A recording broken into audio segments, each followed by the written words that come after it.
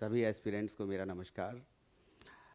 जो भी लोग यूपीएससी, यूपी, पीसीएस की या फिर अदर स्टेट पीसीएस की तैयारी कर रहे हैं और मेंस का एग्ज़ाम आने वाला है यूपी पीसीएस का, उसके बाद अक्टूबर में जो है प्री लगा हुआ है 2025 का। तो आज के वीडियो लेक्चर में हम लोग इंडेक्स एंड रैंकिंग के बारे में चर्चा करेंगे कि जो भी विभिन्न सूचकांक हैं उनमें भारत की रैंकिंग क्या क्या रही है, और साथ साथ में किसके द्वारा, किस संस्था के द्वारा डिफरेंट इंडिसेस जो हैं वो जारी किए जाते हैं, और जो भी इम्पोर्टेंट पॉइंट्स होंगे उनको डिस्कस करेंगे। तो ये मैंने पार्ट 1 इस ये क्लास हो रही है। पार्ट 2 नेक्स्ट में जो क्लास होगी उसमें रिमेनिंग इंडेक्सेस के बारे में चर्चा करेंगे। सबसे पहले है करप्शन परसेप्शन इंडेक्स, भ्रष्टाचार सूचकांक 2024। इसको रिलीज़ करने वाली संस्था है ट्रांसपेरेंसी इंटरनेशनल। बहुत इंपॉर्टेंट है, ये पूछा जाता है हमेशा।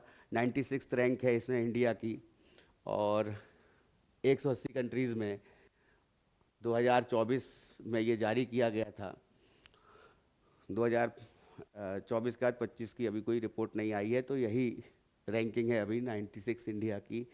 और ओवरऑल इंडिया जो है ये 38 पॉइंट्स जो है ये ड्रॉप हुआ है, और ये फरवरी 11 2025 को ये रिलीज़ हुई है ट्रांसपेरेंसी इंटरनेशनल के द्वारा।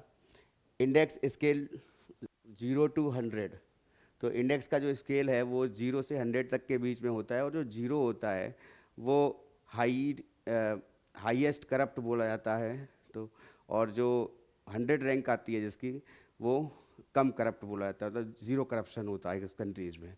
तो इसमें इंडिया की रैंकिंग 96 है, और इंडिया के नेबर्स में चाइना की रैंकिंग जो है 76 है, पाकिस्तान की 135 है, श्रीलंका की 121 है, और बांग्लादेश की 149 है। इसके बाद जो डेनमार्क जो है इसने टॉप किया है, फर्स्ट पोजीशन डेनमार्क की है इसमें, और उसके साथ साथ ये लीस्ट करप्ट नेशन में डेनमार्क के बाद फिनलैंड है, और उसके बाद में सिंगापुर है। नेक्स्ट आते हैं global fire power index 2025 military strength ranking. Military strength ranking ये भी बहुत इंपॉर्टेंट है, ग्लोबल फायर पावर द्वारा रिलीज़ की जाती है ये। यूएसए फर्स्ट रैंक है, यूएसए की मिलिट्री स्ट्रेंथ सबसे ज़्यादा है। स्कोर यूएसए का 0.0744 है। उसके बाद जैसे जैसे स्कोर देखिए कम है यहाँ पर, तो लोएस्ट स्कोर रहेगा, तो इसका मतलब है कि उसकी मिलिट्री स्ट्रेंथ पर्टिकुलर कंट्री की ज़्यादा है।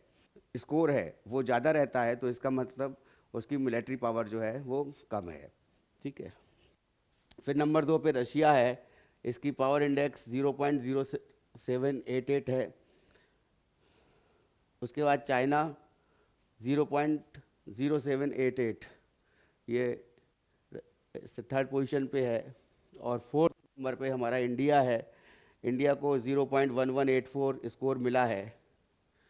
साउथ कोरिया उसके बाद है पावर इंडेक्स में 0.1656 साउथ कोरिया का स्कोर है। उसके बाद यूके है, यूके का स्कोर जो है 0.1785 है। फिर आता है फ्रांस, इसका पावर इंडेक्स या फिर इसका स्कोर जो है 0.1878 है। तो इसमें हमको इम्पोर्टेंट याद रखने हैं कि इंडिया से ऊपर जो है चाइना है, रशिया है और यूएसए है। तो यूएसए टॉप पर है, फिर रशिया है, फिर चाइना। और इंडिया की पोजीशन जो है 4th पोजीशन है ग्लोबल फायर पावर इंडेक्स में। नेक्स्ट आते हैं द मोस्ट पावरफुल नेशंस 2025। ये ग्लोबल फायर पावर के द्वारा ही ये जारी किया जाता है, और कंट्रीज़ जो है उसको 5 एसेंशियल क्राइटेरिया में जो है उसको एवेलुएट किया जाता है। कौन कौन सी 5 जो एसेंशियल कैटेगरी हैं उसमें है सबसे पहले लीडरशिप, फिर है इकोनॉमिक स्ट्रेंथ, आर्थिक क्षमता कितनी है, पॉलिटिकल इन्फ्लुएंस, उसके बाद strong international allies and military capabilities. तो ये इम्पोर्टेंट 5 एसेंशियल क्राइटेरिया हैं जिसमें ये ग्लोबल फायर पावर के द्वारा पावरफुल नेशन की रैंकिंग दी जाती है। यूएस फर्स्ट पोजीशन पे है। जीडीपी के हिसाब से यहाँ पर लिखा हुआ है, लेकिन ओनली जीडीपी नहीं देखी जाती है। ये सारे जो भी क्राइटेरिया बताए हैं, इन क्राइटेरियाज को लेते हुए जो है रैंकिंग की जाती है इसमें। तो यूएस फर्स्ट पोजीशन पे है, 27.4 ट्रिलियन डॉलर की इकॉनमी है, इसकी जीडीपी है या इकॉनमी कह सकते हैं। सेकंड नंबर पे चाइना, थर्ड नंबर पे रशिया, फोर्थ नंबर पे यूके और फिफ्थ नंबर पे जर्मनी। ठीक है, नेक्स्ट आते हैं। अब handle passport index 2025 handle and partners द्वारा जारी किया जाता है। इंडिया की रैंकिंग जो है 2025 में 85 आई है। 57 कंट्रीज़ में जो है इंडिया के पर्सन जो हैं वो विदाउट वीज़ा जा सकते हैं। वीज़ा फ्री कंट्रीज़ जो हैं वो 57 हैं और 85th रैंकिंग आई है। 2024 में 80 रैंकिंग थी और 2023 में 84 थी। ठीक है, और फर्स्ट पोजीशन पे सिंगापुर है। सिंगापुर और जापान में लगभग जो है थोड़ा सा ही मार्जिन रहता है। पिछले ईयर जापान था फर्स्ट पोजीशन पर, सिंगापुर सेकंड था। तो सिंगापुर जो है उसका पासपोर्ट जो है सबसे ताकतवर पासपोर्ट है बोला जाता है। 195 कंट्रीज़ में बिना वीज़ा के सिंगापुर का निवासी जो है या सिंगापुर के सिटीज़न जो हैं वो जा सकते हैं किसी भी देश में 195 कंट्रीज़ में।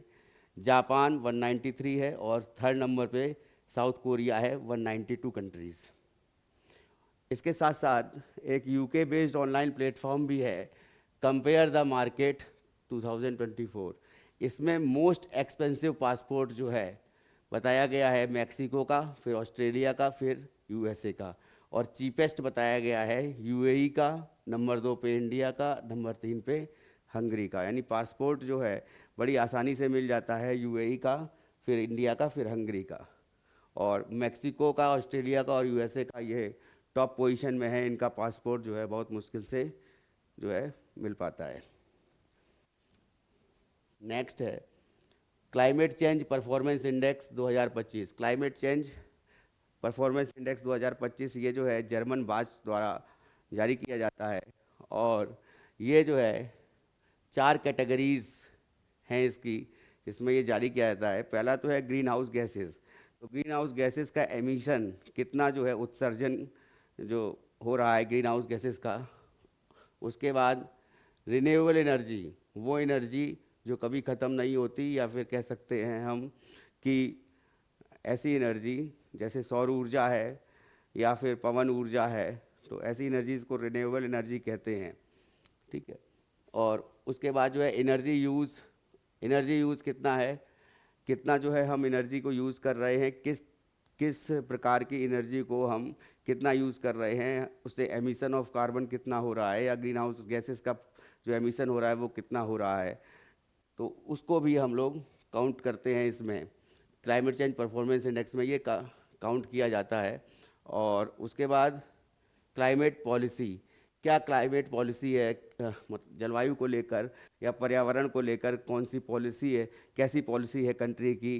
कंट्री जो है रिडक्शन इन कार्बन एमिशन कब तक कर पाएगा, क्या क्या उसके प्लान हैं, क्या तो ये सारी चीज़ें जो हैं इसमें डिस्कस की जाती है। जर्मन वाच के द्वारा ये रिलीज़ की जाती है रिपोर्ट। और उसके बाद आते हैं each category is weighted with greenhouse gas emission accounting for 40% of the overall score. देखिए ग्रीन हाउस गैसेस का जो एमिशन है वो अभी तक जो है 40% है, कवर ओवरऑल स्कोर के 40% है। तो और इंडिया की रैंकिंग जो है इसमें 10th है 63 कंट्रीज़ में। पहली 3 कंट्रीज़ जो हैं वो हैं जिन्होंने अभी तक, देखिए ग्रीन हाउस का एमिशन जो पूरी तरह से जिन कंट्रीज़ में नहीं होता है वो है मेनली डेनमार्क। पहली 3 पोजीशन जो है वो फर्स्ट 3 पोजीशन एम्प्टी रखी गई है या फिर ज़ीरो हैं, कोई पोजीशन उनको नहीं दी गई है किसी कंट्रीज़ को।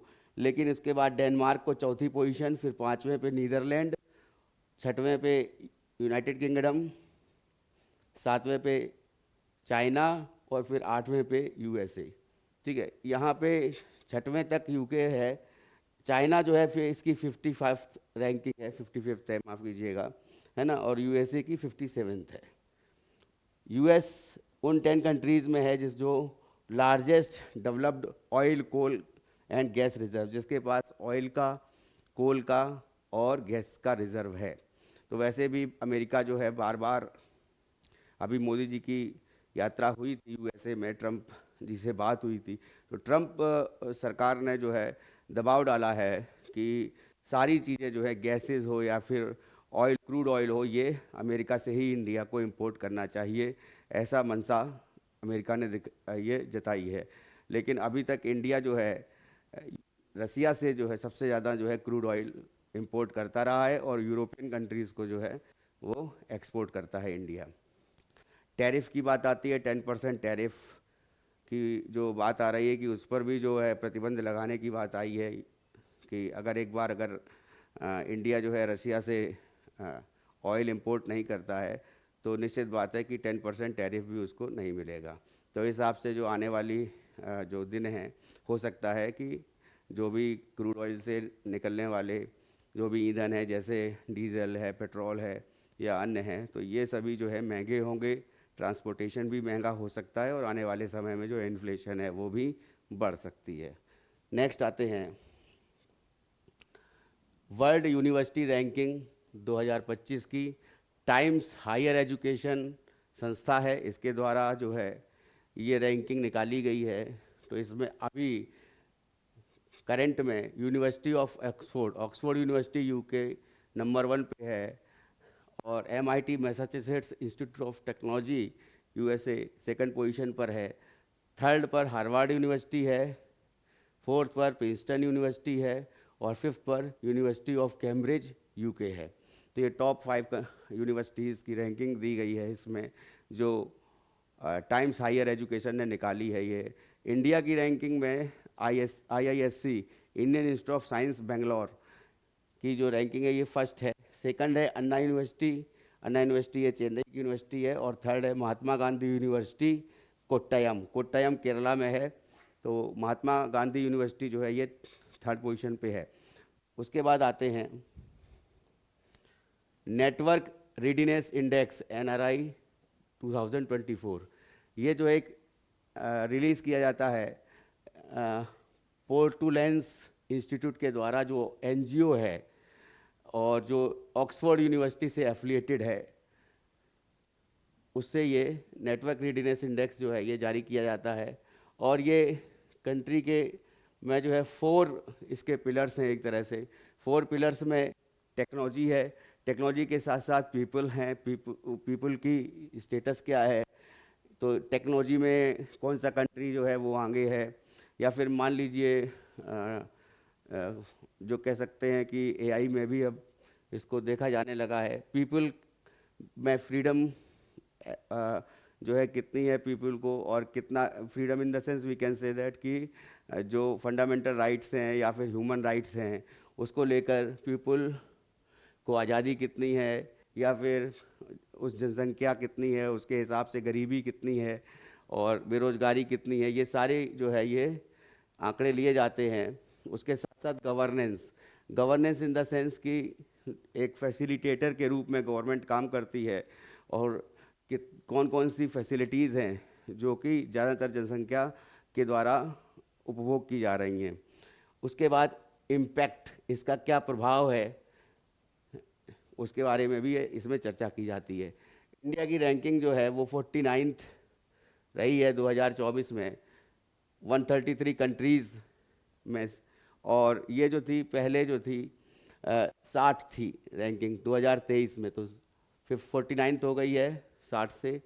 Higher income ranking, upper middle income ranking, lower middle income ranking और स्मॉल इनकम रैंकिंग, ये 4 कैटेगरीज़ हैं जिसमें नेटवर्क रेडीनेस इंडेक्स को काउंट किया जाता है। तो इसमें हायर इनकम रैंकिंग में USA, फिर सिंगापुर, फिर फिनलैंड है।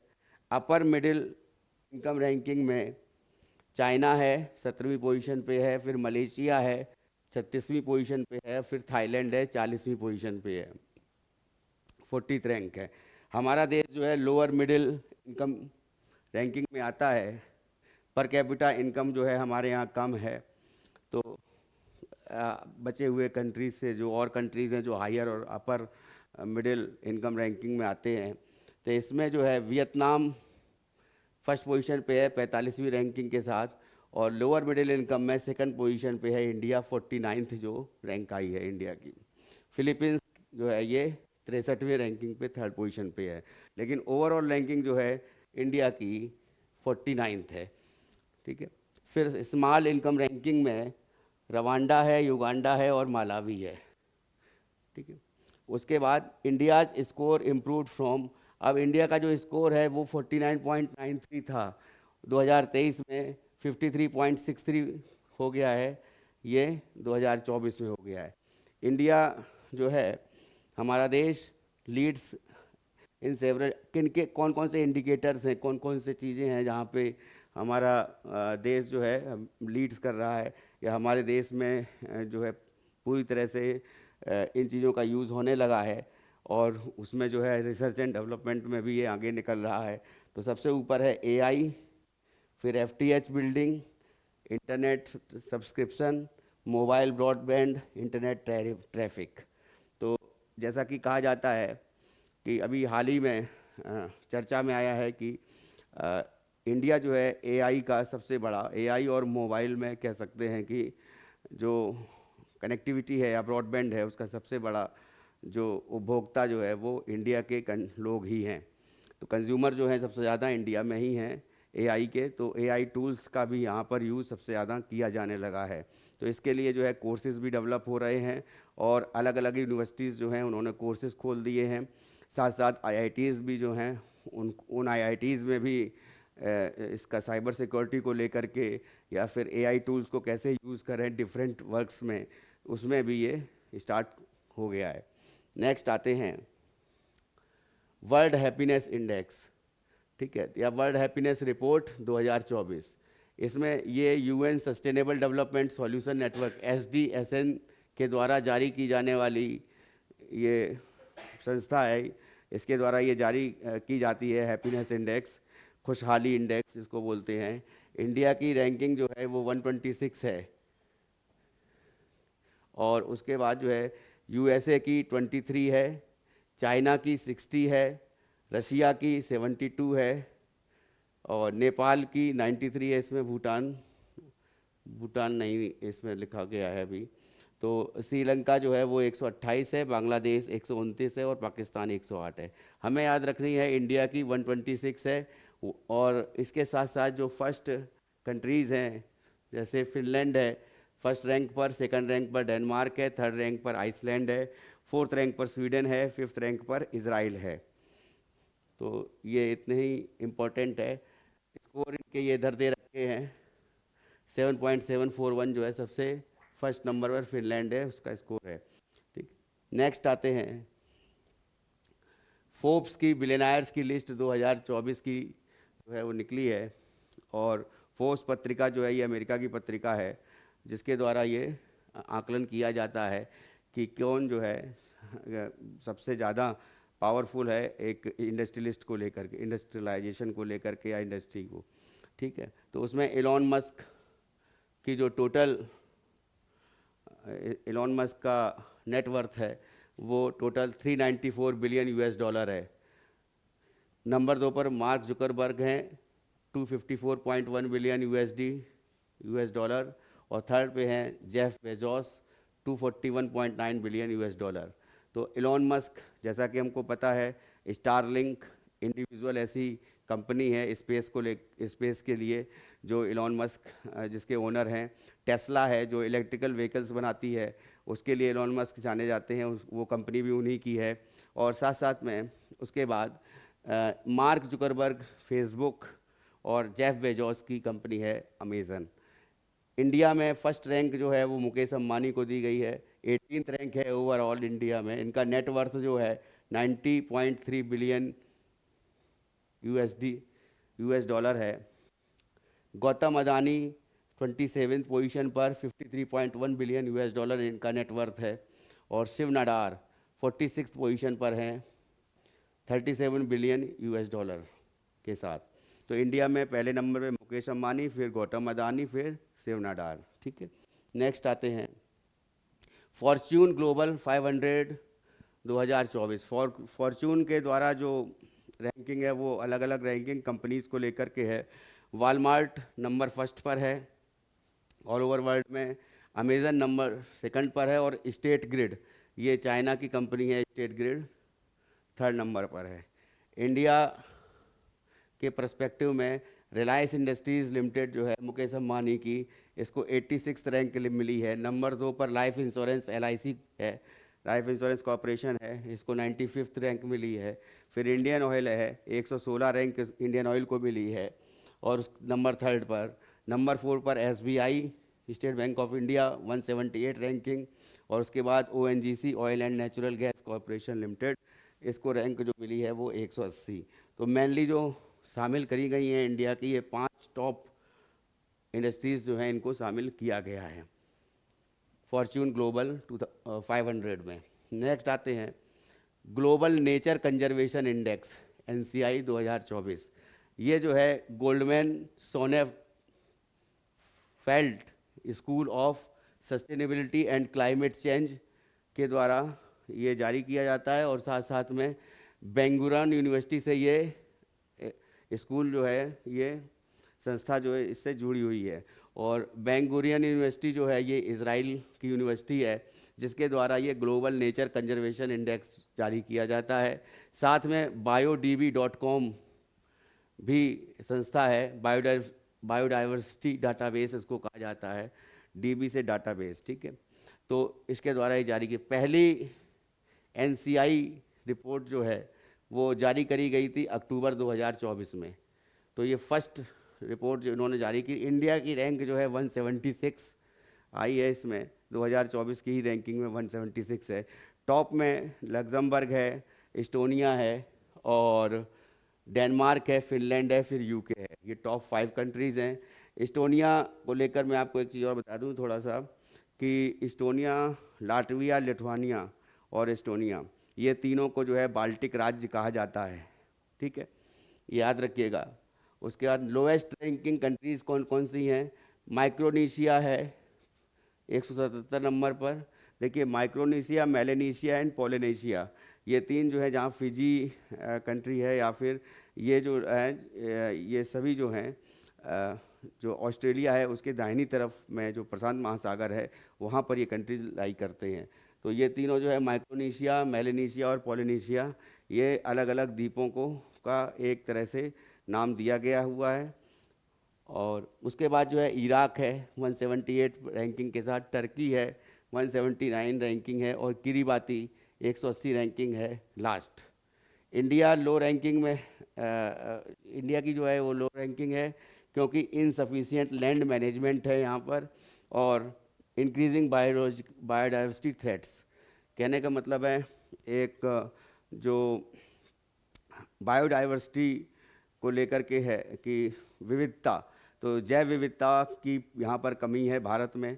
हालांकि जैव विविधता को लेकर के ये कहा जाता है सबसे ज़्यादा जैव विविधता पोलावरम जगह है, और साथ साथ में जो है फूलों की घाटी है, वहाँ पर भी जैव विविधता है। शांत घाटी है केरला में, फूलों की घाटी उत्तराखंड में है, और जितने भी वेटलैंड्स हैं उनमें भी जैव विविधता पाई जाती है। तो जो मेजर इसको कह सकते हैं कि जो बायोडाइवर्सिटी एक्ट, जैव विविधता अधिनियम, तो बायोडाइवर्सिटी एक्ट की बात करें हम, तो ये 2002 में बायोडाइवर्सिटी एक्ट आया है, इंडिया में आया था। तो इसका बायोडाइवर्सिटी एक्ट कब बना? 2002 में बना। ठीक है, इन्वायरमेंटल प्रोटेक्शन एक्ट, इसके बारे में भी पूछा जाता है, 1986 में इन्वायरमेंटल प्रोटेक्शन एक्ट बना। ठीक है, उसके बाद में अगर हम बात करें कि फॉरेस्ट को लेकर के, तो फॉरेस्ट की जो पॉलिसी है, तो इंडियन फॉरेस्ट पॉलिसी 1980 में आई, और 1988 में इसका जो है संशोधन हुआ था। और साथ साथ में जो अधिनियम बना था, वन अधिनियम पहला, वो 1927 में बना था फॉरेस्ट का। ठीक है, नेक्स्ट आते हैं कि NCI जो है वो इसकी 4 की हैं मार्कर्स, ये 4 मानक हैं इसके, उनके आधार पर ये रैंकिंग देता है। पहला तो है लैंड मैनेजमेंट। लैंड मैनेजमेंट मतलब कि जो कितना जो लैंड है वो प्राकृतिक रूप से एक तरह से कह सकते हैं उसको कि वो उपजाऊ भूमि कितनी है, या बंजर भूमि कितनी है, या वेटलैंड्स कितना एरिया है, या साथ में जो है हम कह सकते हैं आर्द्र भूमि जिसकी बात हो रही है, और साथ में जो है कि इन्वायरमेंटल पॉइंट ऑफ व्यू से इंडिया की जो लैंड है वो कैसी है। उसके बाद में और बायोडाइवर्सिटी, जैव विविधता को केंद्र माना जाता है इसमें। और बायोडाइवर्सिटी थ्रेट्स, एक तरह से बायोडाइवर्सिटी यहाँ पर इंडिया में कंपैरेटिव टू अदर कंट्रीज़ जो है वो कम है। ड्यू टू दिस रीज़न कह सकते हैं कि इंडिया की रैंकिंग भी कम ही यहाँ पर आई है, 176। Capacity in the sense we can say that कि जो भी ग्रीन हाउस गैसेज हैं तो उनको कैसे, उनके एमिशन को कैसे रिड्यूस किया जाए और किस तरीके से पर्यावरण संतुलन को ज़्यादा मजबूत किया जाए, है ना। तो इन्वायरमेंटल को प्रोटेक्शन की बात करी जाती है, और साथ साथ में बात करी जाती है कि जो ग्रीन हाउस गैसेस का जो एमिशन है उसको रिड्यूस कैसे किया जाए। इसको लेकर के जो भी इंडिया के द्वारा काम किए जाते हैं, या फिर नदियों की सफाई को लेकर है, पॉल्यूशन कंट्रोल कैसे किया जाए, ये सारी चीज़ें जो हैं इसमें कैपेसिटी में आती हैं। फिर गवर्नेंस है, गवर्नेंस इन द सेंस कि किस क्षेत्र में जो है ये जो ऊपर से लेके जो नीचे तक गवर्नमेंट है, जैसे कह सकते हैं कि जो स्टेट गवर्नमेंट है और सेंट्रल गवर्नमेंट है, तो केंद्रीकरण और विकेंद्रीकरण को लेकर के किस तरीके से जो है गवर्नेंस किया जा रहा है, या फिर कोई भी अगर योजना आती है या कोई भी जो पॉलिसी बनती है इन्वायरमेंट को लेकर के, उसको किस तरीके से जो है इम्प्लीमेंट किया जाता है, उसको लागू किस तरह से किया जाता है ना। और साथ साथ में जो है लागू होने के बाद में किस तरीके से उसका जो है और अदर स्टेट्स में भी जो सेंट्रल गवर्नमेंट के अलावा जो स्टेट हैं हमारे 28 स्टेट्स और 8 टेरिटरीज़ हैं, तो इन सभी में किस तरीके से इन सभी पर्यावरण संतुलन को बनाए रखने के लिए क्या क्या उपाय किए जाते हैं, और कौन कौन सी पॉलिसी को फॉलो किया जाता है, जो केंद्र बनाती है उसको राज्य किस तरह से फॉलो करते हैं। तो इसमें गवर्नेंस की बात आती है कि किस तरीके से इन्वायरमेंट के पक्ष में जो है, या फिर कह सकते हैं कि सस्टेनेबिलिटी को डेवलपमेंट जो है तो उसको जो है किस तरीके से आगे बढ़ाया जाए, उसको लेकर के गवर्नेंस की बात आती है। फ्यूचर ट्रेंड्स, आने वाले समय में क्या नीति रहेगी जिसके कारण प्रदूषण ना हो, पर्यावरण का संरक्षण हो सके, बेहतर संरक्षण हो सके, तो इन सभी को पैरामीटर्स को लिया जाता है। फिर आते हैं हम नेक्स्ट पर SDG इंडेक्स। ये सस्टेनेबल डेवलपमेंट गोल होते हैं, तो कितने टोटल 17 गोल्स हैं, सस्टेनेबल डेवलपमेंट गोल्स, जिसको SDG कहा जाता है। उसमें कौन कौन से आते हैं, जैसे सबसे पहले जो है SDR। तो SDR जो है ये रिपोर्ट बोली जाती है, annual report, sustainable development report, और ये जो है UN sustainable development solution network SDSN के द्वारा जारी किया जाता है, ये संस्था के द्वारा। और ये रिपोर्ट जो है ये बताती है कि कंट्रीज़ जो है कितना प्रोग्रेस कर रही है 17 SDGs में, जो सस्टेनेबल डेवलपमेंट गोल्स हैं।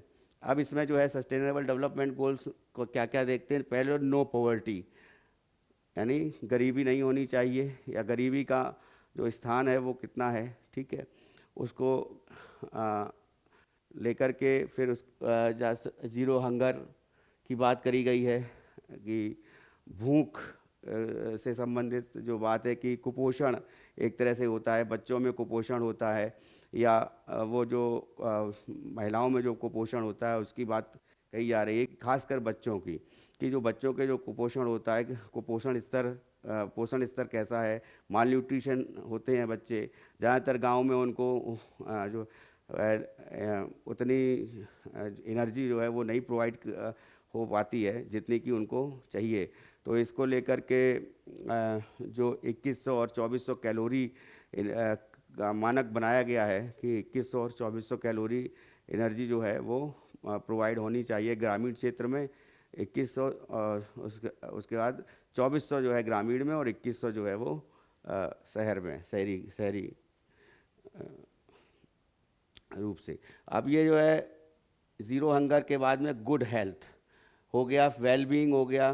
वेलबींग इन द सेंस कि संसाधनों का प्रयोग कैसा हो रहा है, क्वालिटी एजुकेशन, एजुकेशन की जो क्वालिटी है या एजुकेशन के मानक जो हैं, या कह सकते हैं कि शिक्षा के स्तर में कैसे कंट्री जो है कैसा परफॉर्म कर रहा है, और इसमें जो है प्राथमिक शिक्षा या माध्यमिक शिक्षा या उच्च स्तरीय शिक्षा में किस तरीके से जो है जो भी गवर्नमेंट की पॉलिसीज़ हैं वो लागू की जा रही हैं, या फिर इम्प्लीमेंटेशन उनका बेहतर तरीके से हो रहा है कि नहीं हो रहा है।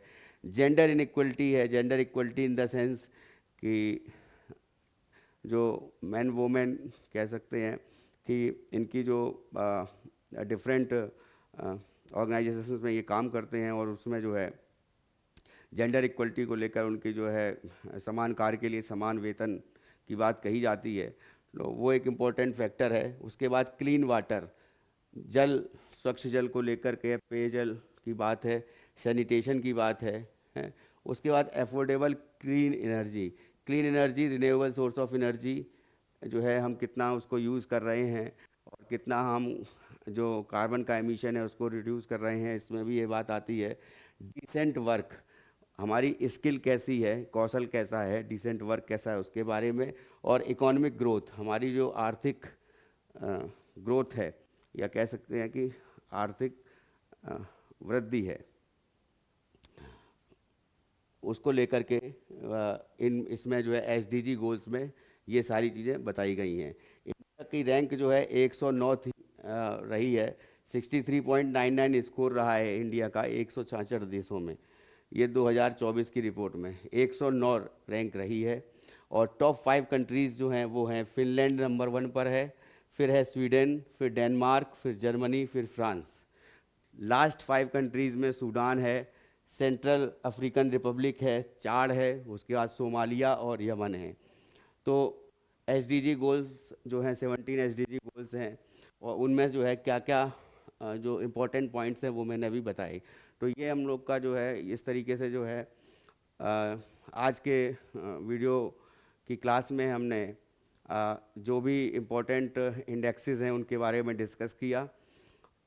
और सेकंड पार्ट का वीडियो जो है जल्दी आपको मिलेगा, उसमें जो है जो रिमेनिंग इंडेक्सेस बच गए हैं, या जहाँ पर भी इंडिया की रैंकिंग जैसे वर्ल्ड इकोनॉमिक फोरम के द्वारा जो भी रिपोर्ट्स जो है वो रिलीज़ की जाती हैं, या यूएनडीपी के द्वारा जो ह्यूमन डेवलपमेंट इंडेक्स है वो जारी किया जाता है, या फिर कोई और संस्था है जैसे इंटरनेशनल मॉनेटरी फंड के द्वारा कोई संस्था, या वीपो के द्वारा कोई इंडेक्स जारी किया जाता है। तो ये सभी जो बचे हुए हैं इंडेक्सेस हैं, उनमें इंडिया की रैंकिंग कितनी है, और टॉप में कौन सा देश है, और बॉटम पर कौन सा देश है, इसके बारे में हम नेक्स्ट वीडियो में और फिर से चर्चा करेंगे।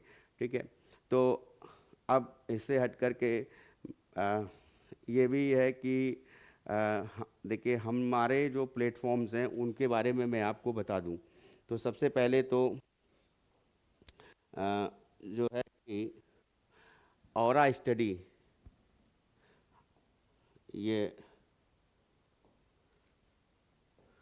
हमारा प्लेटफॉर्म है ऑरा स्टडी। तो ऑरा स्टडी .com ये वेबसाइट है, और ऑरा स्टडी .in ये हमारी वेबसाइट, ये दो हैं।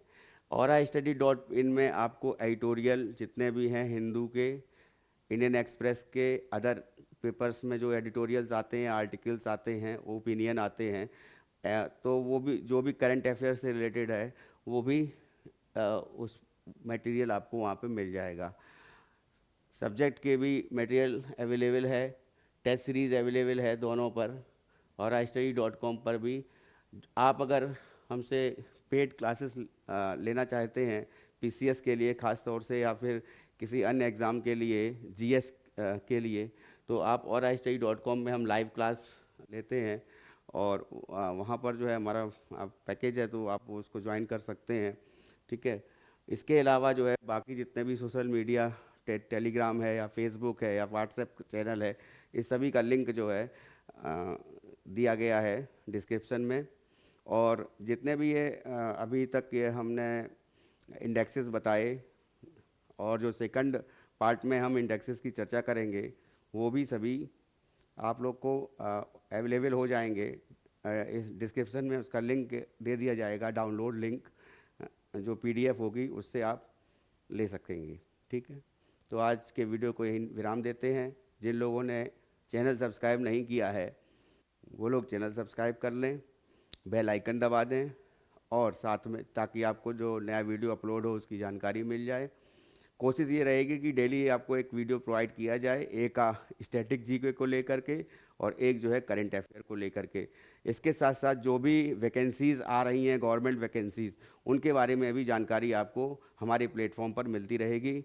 और आई स्टडी 9 के नाम से हमारा यूट्यूब चैनल है। धन्यवाद।